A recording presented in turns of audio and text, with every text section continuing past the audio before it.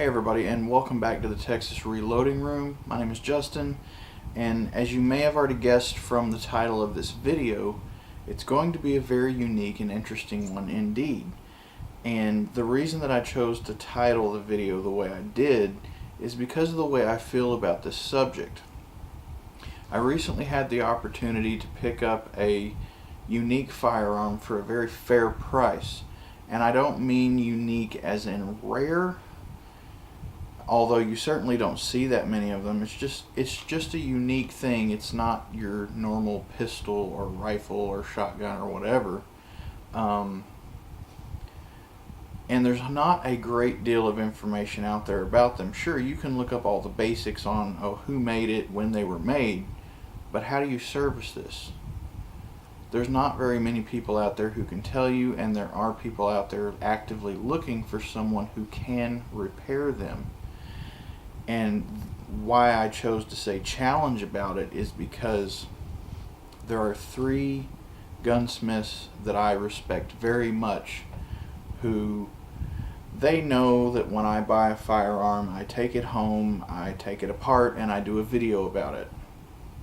And the moment that I started talking about doing that for this firearm, they started laughing, and all 3 of them almost simultaneously said, "Do not take it apart."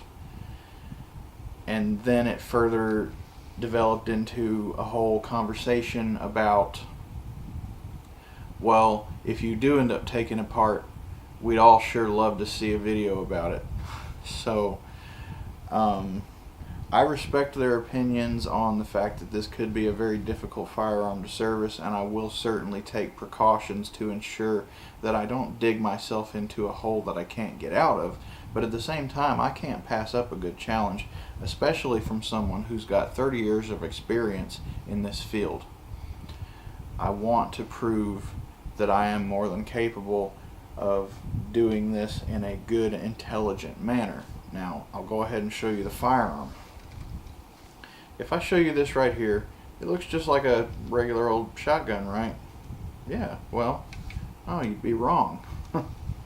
This is a Savage Model 24S-E, and it's not one of the top of the line models. This is just a old over-under from, I think this one came out of the late 50s or early 60s. There is no serial number on it, so it did not come after the late 60s to be sure. The unique thing about these is apparently the way the components fit inside of the receiver itself, or the frame, or whatever you want to call it. It's not a high quality gun. This is pot metal, so there's not much I can do to finish it. I'm thinking about maybe doing some Cerakote or Duracoat on it, but we'll see. My main concern right now is learning how this firearm works. Apparently slave pins are going to be a necessity for this. I need to look at a close schematic. One of the first things I need to do is I had to replace the fore-end. The fore-end was missing when I purchased the firearm, and that's one of the reasons that I got such a good deal on it. These firearms are going on right now for as much as $600 on places like Gun Broker and stuff like that, and I've got about a quarter of that into this firearm right now. So the bores look good, all the parts are here. I've already verified that much. So the next thing is going to be, learning the schematic, learning how everything works together, and then stripping and refinishing the fore-end and the buttstock.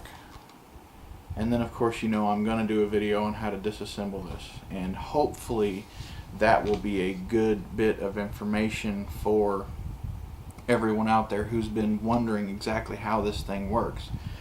In a situation like this, and of course with any other video that I do not recommend anyone try to recreate what I am showing you unless you are confident in your abilities to get everything back together. And that's just it. I've got the experience and I have the learning in order to do what I do, and I'm not afraid to go and ask them a question if I need some help. I was working on that Ruger single 6, and I asked them a few questions about it. Someone had asked me how to remove the firing pin in one, and yes, I did it. And I did not film it. And I'm not going to do it again. Not unless I absolutely have to. That's one of those things where I think it's just too much of a hassle to just do it because you can. Don't do it just because you can. One time is more than enough for me to learn that that's one of those things you don't do unless it's absolutely necessary. But despite what I have just said, I am going to try working on this. And of course, before I get into it, before I touch it with a tool, if I deem from the schematic or from whatever I read that it's going to be too much of a hassle, I may opt not to do it at all. But either way, you guys are going to come along for the stock refinishing process, and more than likely I'm actually going to finish this with some kind of Minwax or something like that. But either way, it is going to need to be stripped down, both pieces, and then refinished, and we'll see how that goes. So I'm not going to do any takedowns or anything in this video. I mean, I can very briefly show you how this works. One of the things about this, though, is you have to be very careful back here because this is not really supported, and if you yank on this too hard, you could just tear that right off because it's a really thin, maybe like 1/8 of an inch of wood there. And most of the other forends that I saw had that piece missing, and I was very lucky to get this one. But you would pull this off just like you would any other break open, and it comes apart just like that. And this actually has the lever on the side instead of the top, so you just break that and take it apart. And the bores do look very good in this. They are a little bit dirty. That's nothing that a brush can't solve. So I'm really excited to be working on this, and I'm looking forward to showing you guys. That's not going to be this week. The stock refinishing process is going to take at least 2 or 3 days.